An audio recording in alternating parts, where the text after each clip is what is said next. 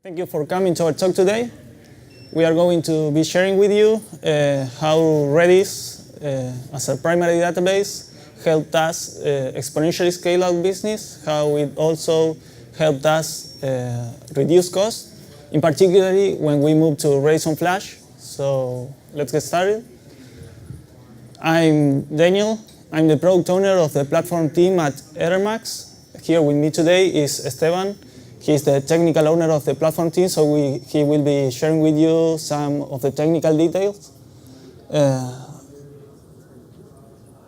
At first, I want to talk about Etermax, what we do, our products, our business. So to give you some context on some of the decisions we took down the road, then Esteban is going to share with you our path to using Redis, all the different iterations we did.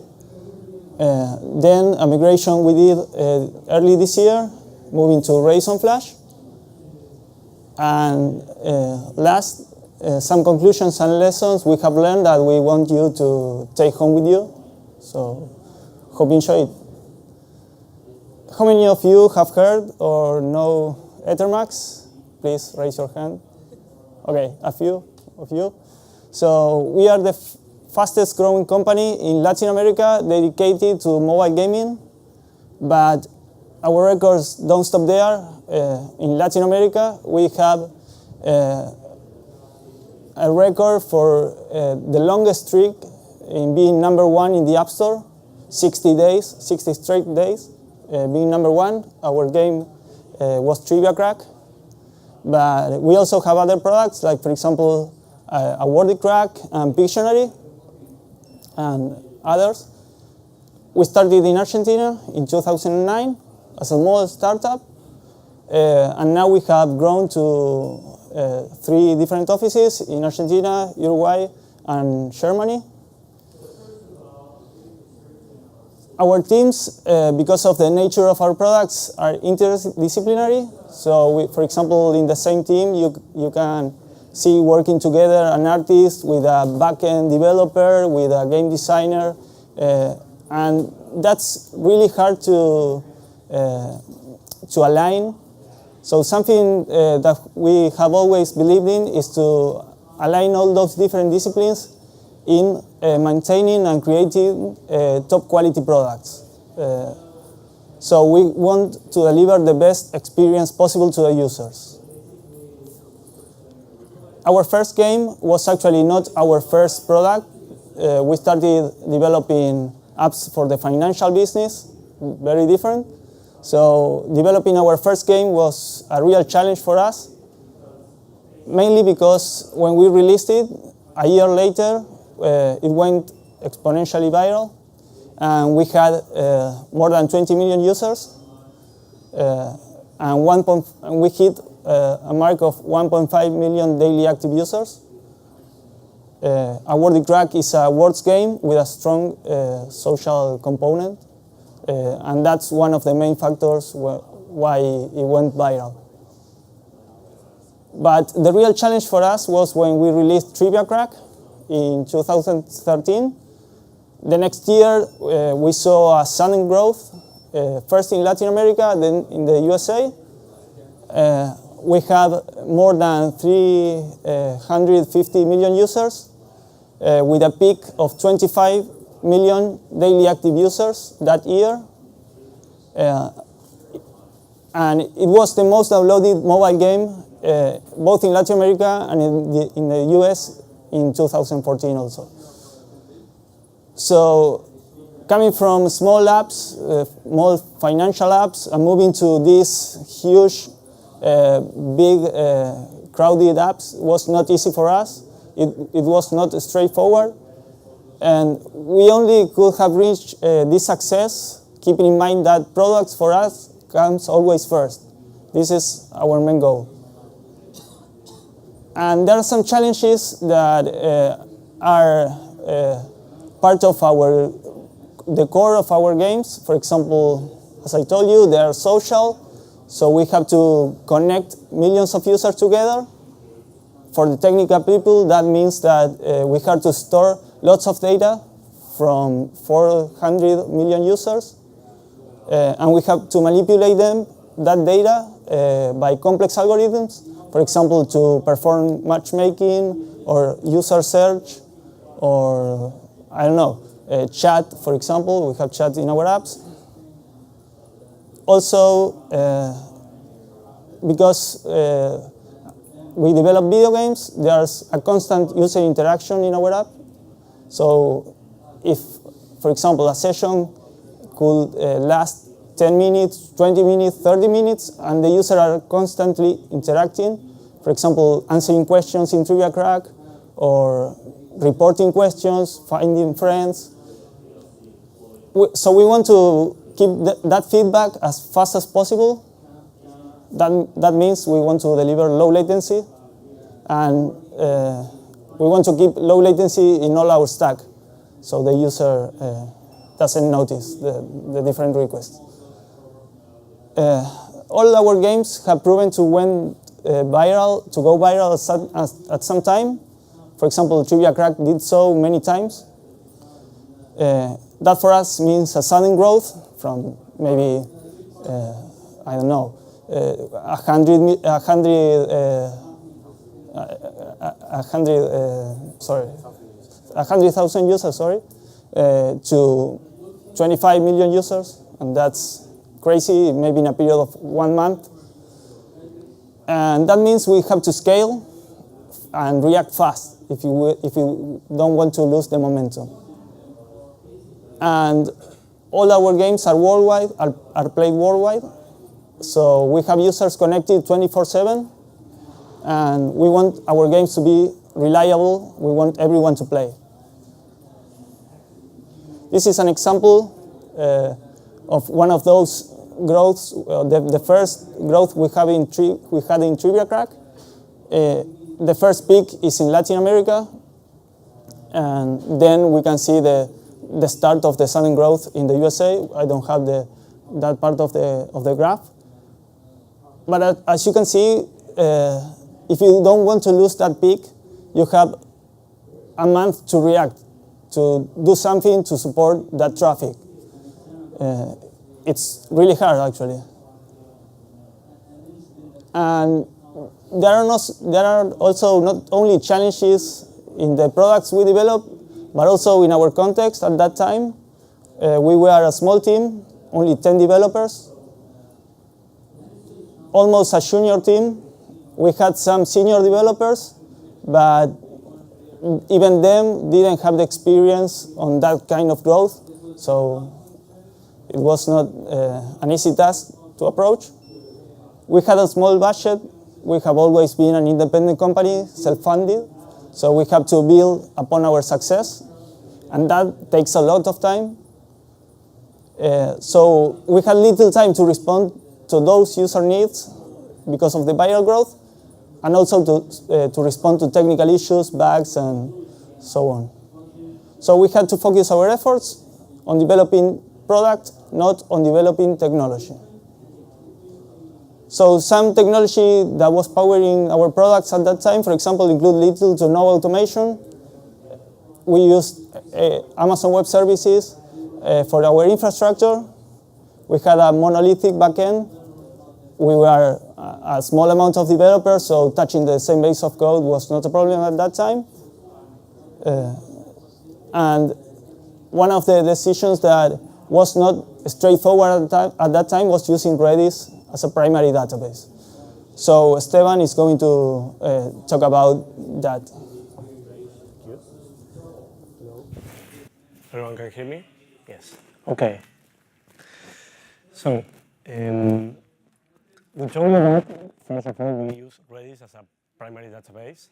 I don't know if you can hear me. Hello? Can you hear me? Yes. But we didn't start that way, first of all. How we ended using Redis as our primary database. So, we have some technical issues. Okay. Hello? Hello? Okay. So, first of all, how was our path to using Redis as a database? First of all, we started with MySQL. At that time, Redis was considered by the community as a cache tool. So we knew it because we had used it as such, but when we started our first game, we used what we knew, and MySQL is a very popular database. Everyone knows about it, so we started with that. Easy, popular, standard, and at first it was fine. But then as Daniel told you, the game started to become popular. We started to research some bottlenecks on our application, and we reached the point where the problem was on the DB. So someone read on the internet an article about using Redis as a primary database, and at that time it was maybe a strange thing, but we were in trouble, so we needed something fast. So we say, let's give it a try and see how it works. First, before that, it's not that we decided to change just like that. We did some fine-tuning on MySQL. We try scaling vertically. We try using MySum tables that are supposed to be faster. We try the normalizing data, adding indexes, even removing HireNet framework. I don't know if any of you have heard of it. It's a Java framework for mapping the object world with the relational world. Remove that, and sadly we couldn't fix this problem, and we have like a huge latency coming from MySQL. So someone read the article and said, let's give it a try. So we downloaded Redis and started our path. The first iteration we had was just one instance of Redis, okay? So one Redis running, at that time we didn't know Redis Labs, so we managed the instance on our own. And the migration that we did was incrementally, because we didn't want to move the whole data at once. So as many people do, when you have to move to another database, we have this strategy of fetching the data of the new database, and if you don't find it, you fetch it from the old database and store it in the new one. So one functionality at a time, we start moving data. We have our daily snapshots, which involve, of course, some risk, because we knew that we could lose some data, but we needed to support the growth of the users, and that was a risk that we decided to take. So as you know, Redis on RAM means all data in RAM, and suddenly the latency that we received from the database came 100 times faster. So when we were receiving like 100 milliseconds from the database, we came to receive the famous 1 millisecond of latency. So it was like a huge gain for us. And not only in terms of speed, but also in terms of money, because having a database that was so fast allowed us to reduce our EC2 instances, involve the API and the backend that we have added previously in order to fix this issue, but it wasn't the solution. So we were fine at that time with one instance, but of course the user base started to grow a lot, and the RAM was not enough. Still, we didn't know Redis Labs, so what we did was we decided to shard the database on our own. So we decided we needed 16 shards, 16 databases that we self-manage, and the capacity went like 16 times. And the sharding strategy was as simple as, we were a gaming company, so our main entities were the users and the games mainly. So that was our partition key, according to the user ID, which was a number, we decided to which shard it should go, and it was done on application side. So we had to put some code on our backend to allow that. It worked again for a while, and at that time we knew that we were going to be out of RAM soon, and also other games were being developed, in this case Trivia Crack and some other ones. And of course we want to all the new games to share the same user database that we already have, so we knew it's going to be enough. That was when Trivia Crack appeared in 2014, as Daniel told you before. So when Trivia Crack appeared, we knew that I just heard one phrase. Someone said that looking at how the user data was growing, we had like at some point 1 month of RAM available, and after that we were going to, I don't know, to be over. So that was the time when we came to Redis Labs, and they helped us moving our cluster to their cluster, and using Redis Enterprise and the cluster managed by Redis Labs, they expanded our cluster, and instead of having 16 shards, we went to have 128 shards. And the best part of all was that all of the sharding was implemented on Redis Labs side.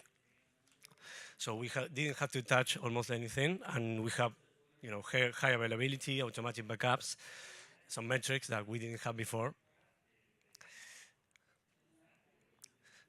So that is our fourth iteration, and that's how we managed to survive our success. And then, well, to give you some idea of the numbers, here you can see that we have an amount of 10 million operations per second. That was on our peak moment, when after the peak in Latin America, it went down a little and then started to grow in the USA. So Redis Labs cluster took it very well, and it worked fine. So now Daniel is going to tell you about the next part when game started to stabilize.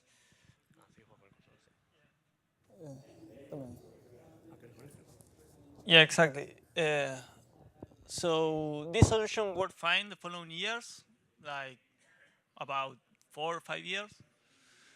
And as usual, our game started to stabilize. Though we saw some peaks later, but we knew how to manage them.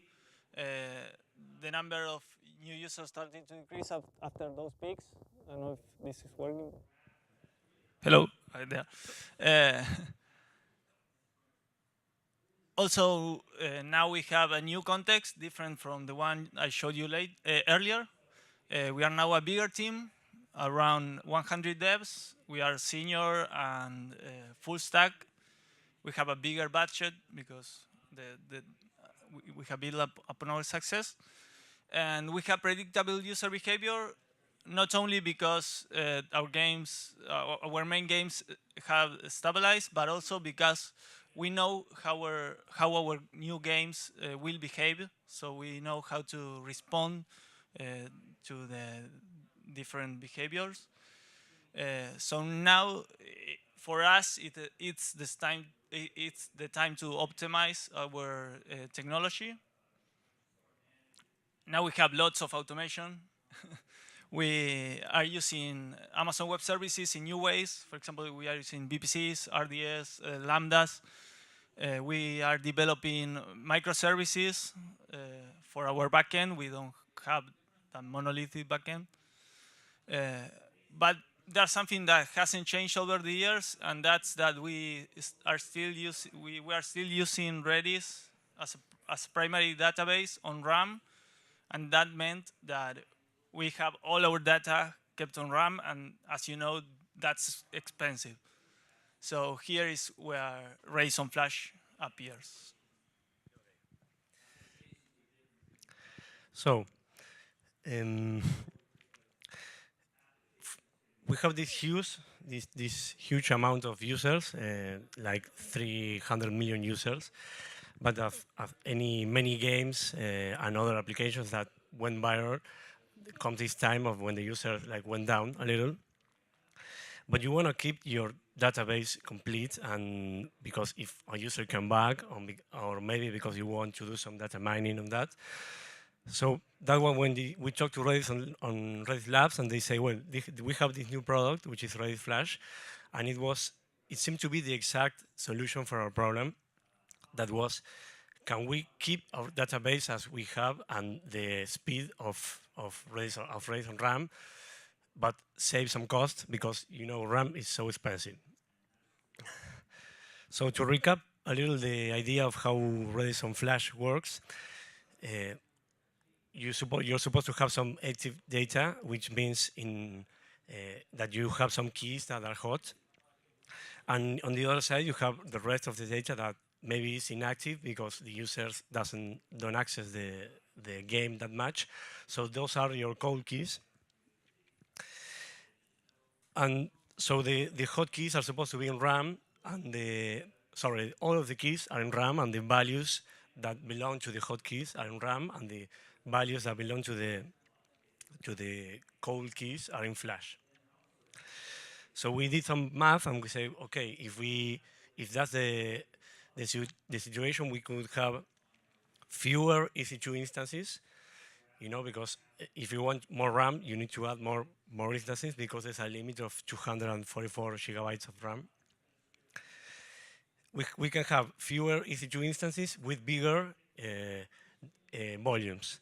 And in this case, remind that they are instance store volumes, so they are like inside the instance and they can be SSD and faster. So the final question was, what about latency? So we know that it can be a little more latency, but if it is almost the same, then we are fine. So let me tell you about what tests did we do with our games in order to find how Redis on Flash work and if it was really the case for us. So as I said before that, latency was one of our concerns. We had for Trivial Crack an average of 70 milliseconds for our most used resource. And when we talked to the people at the Trivial Crack team, they told us that if we have twice times that latency or 3 times or more, the whole application is going to suffer. So we knew it wasn't an option to have an increase in latency of that much. By the way, that latency that you are seeing is the backend latency. Okay, so we have Redis latency and then the APIs that add a lot of latency more. So that's the latency that you can see in applications like New Relic and what the mobile games will see. And the best scenario for us was not to change the code. Okay, so the idea was that Redis on Flash is Redis. So if that was fine, if that was the case for us, perfect. The first step that we did was just, the monitor command on Redis. You run it and you see like a log of all of the commands you have that they're being performed at that time. So we capture like an hour of commands against Redis, and we send it to a new whole cluster of Redis on Flash with all of the data to see how it behaved. And as you can see, the latency was really fine, about 2.25 milliseconds. So those results were really promising, but we knew that we had to do a bigger test, with the whole system working together to see the final latency of our APIs. So we decided to make a test with Awarded Crack first. Trivial Crack is our most played game, but we decided to start with a smaller one. This time, we redirected all production traffic to a new cluster of Redis on Flash, but also to a new set of APIs. So for like about 2 hours, sometime in, I think, September, all of the users in Trivial Crack, most of them in Spain, were using Redis on Flash. And as you can see, there were 2 kinds of tests. In the gray dotted line, you can see the latency of the first test that we did, which was not such a good result because we went from like 50 milliseconds to 150 milliseconds. But then, after some fine-tuning on Redis Lab side, and moving also the DB to the same VPC that the games were located, the APIs. At first we had them in different VPCs, and we performed VPC peering so they can connect each other. After those kind of fixes, we perform another test, and as you can see in the continuous blue line, the latency, although it was a little bigger, it wasn't like twice or 3 times, so it was an acceptable number.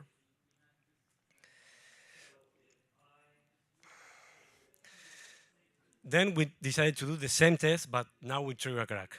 So as you can see, again, a latency graph from New Relic. We performed the test. We had some period of stabilization on our APIs. And then after the stabilization end, the new latency was a little bit increased, but really good for us.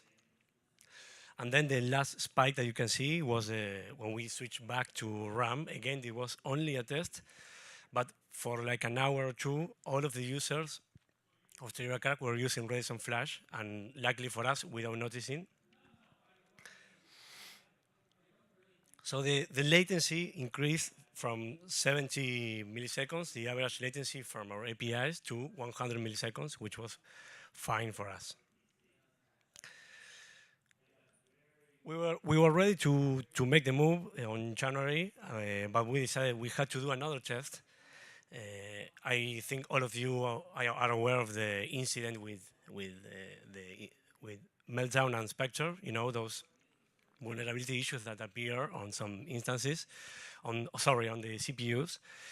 And from one time to another, AWS, I think most of you might know, apply a patch on the operating systems, and suddenly the performance of the CPUs were a little slower. And for us, the environment had changed, so we weren't comfortable with that, so we decided to make another test in January. And we don't have a graph for that, but the results were fine. Good performance, minimal impact on Redis latency, and on the APIs, the same latency. So we do the move. We moved to Redis on Flash. Everything worked as expected, and we were really happy about it. And in the final part of the talk, I want to tell you about some numbers on how our infrastructure went reduced. So first of all, on our Redis RAM cluster, we have about 50 EC2 instances with 50 volumes, and each of them with 244 gigabytes of RAM. So on that infrastructure, Redis Labs managed our cluster on their VPC solution. And when we moved to Redis on Flash, this number came down to 20. Of course, all of them with bigger volume instances, but remember that they are instant store instances, so they are included. The cost of the instances of the disk is included in the price that AWS charges you. So that meant for us that the costs were reduced by like more than 50%, and we expect it to be a little more. We are performing some adjustments on the cluster. And also, we touch no lines of code. That was the best part, because you have many systems. Some of them are legacy systems. Some of them are very big. So we knew that if we have to put hands on the code, it was going to take a lot more, and maybe the effort wasn't worth it. And finally, all the Redis features worked just fine. So the application didn't notice if it was Redis on Flash or Redis on RAM. So we were really happy about it. This is to just a little some information about it. We ran some intensive scripts after that, not related to the migration, but because we needed to analyze the data and perform some fixes, something that we needed to do a long time ago, and it was postponed. So we run this script, and as you can see on the left side, you have the operations per second against Redis that went up from like 3 times. And on the other side, you can see the latency that just stood still. So it was like another sign for us that the product is really mature and that we can trust on it.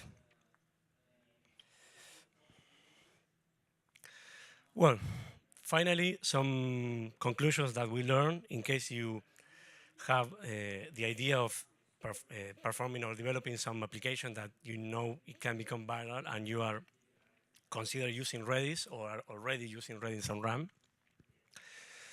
First of all, now it should be obvious, but remember that you have many options for data recovery. You have AOF files, you have RDB files, and if you move to Redis Enterprise, the possibilities are even more. So we have backups. You have to remember that RAMs replaces disk in terms of your constraints. So you have less RAM than disk in an instance. Then you can consider doing some data compression. If you have, in our case, we have 300 million users.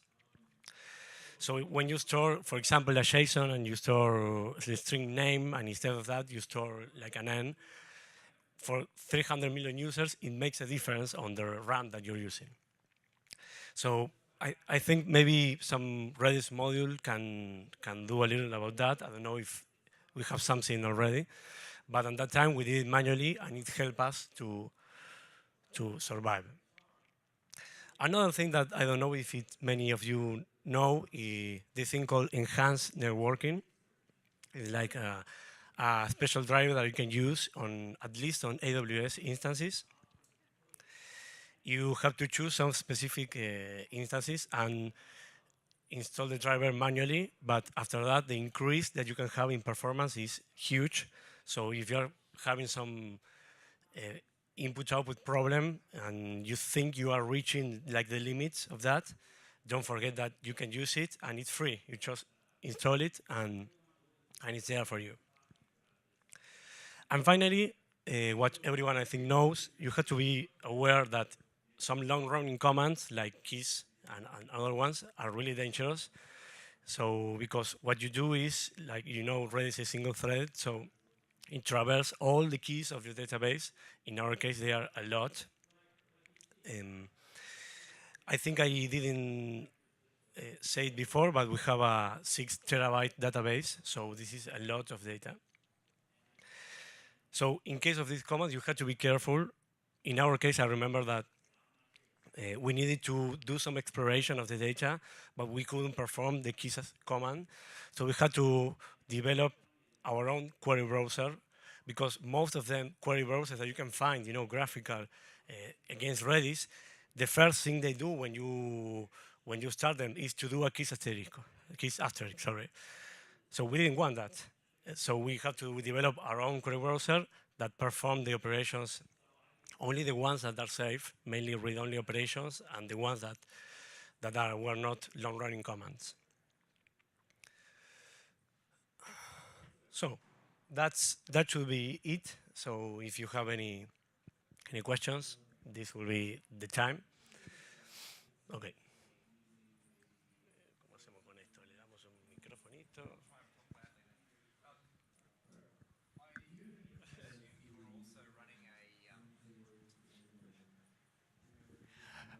I assume you're also running some kind of data mining, data warehouse in behind. Is that correct? And if so, how are you populating that? So the question was, if I run some data mining on the database, how do I populate it? Okay.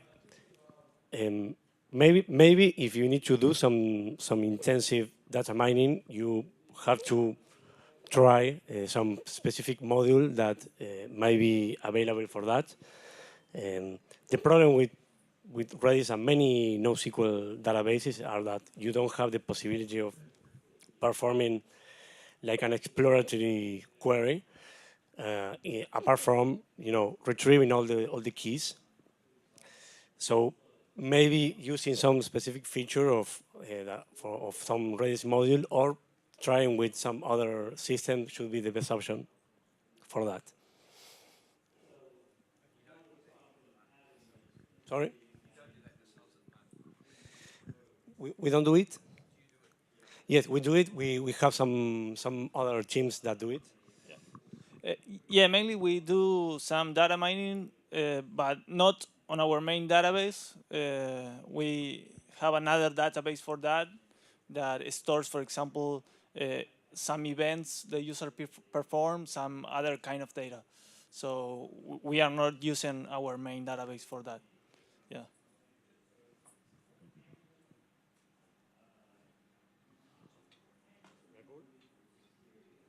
Okay, thank you.